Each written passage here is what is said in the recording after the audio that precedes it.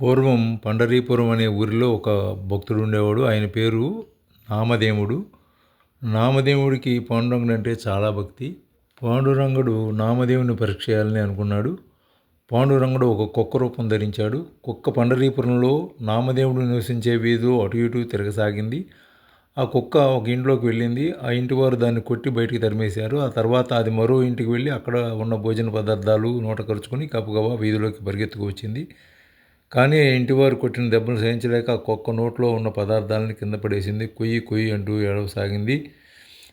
దానికి చావు దెబ్బలు మాత్రమే మిగిలాయి. ఆకలికి అది నకనకలాడిపోతుంది. ఎవరూ దాన్ని గుప్పెడు మెతుకులు కూడా పెట్టలేదు. అదేం చిత్రమో కానీ చూసిన వారంతా కుక్కను చావచితకబాదారు. ఆ కుక్క నామదేవుడి కంటపడింది. దాని అదృష్టం పండింది. కుక్కను చూడగానే నామదేవుడికి దాని మీద ఎక్కడలేని దయ, జాలి కలిగాయి. వెంటనే ఇంట్లోకి వెళ్ళి ఒక అరిసె తీసుకువచ్చాడు. అరిసెను చూపుతూ రా రా అని కుక్కను ఎంతో ప్రేమతో పిలిచాడు.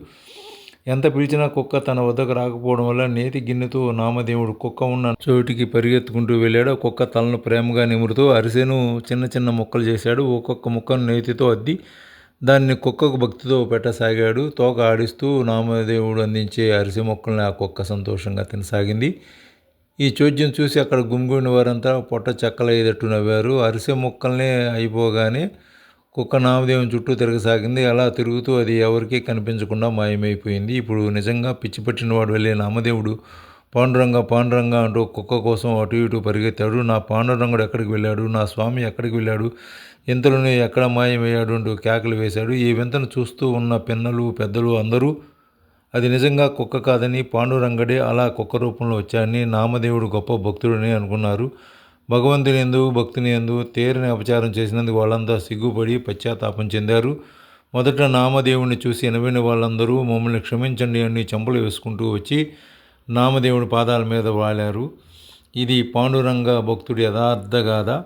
సృష్టిలో ప్రతి జీవరాశిలోనూ దేవుడు ఉంటాడు. కాబట్టి ఏ జీవరాశిని ఏ విధంగానూ బాధ పెట్టకూడదు. దేవుడి పటానికి పూజ చేస్తే ఫలితమే ఉండదు. ఇతరులపై సేవాభావం కలిగి ఉంటే అది దేవునికి చెందుతుంది అనేదే పెద్దలు చెప్పిన నీతి.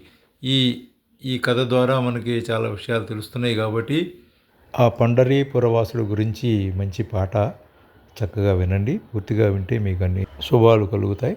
మీ స్నేహితుడు షేర్ చేయండి, లైక్ చేయండి.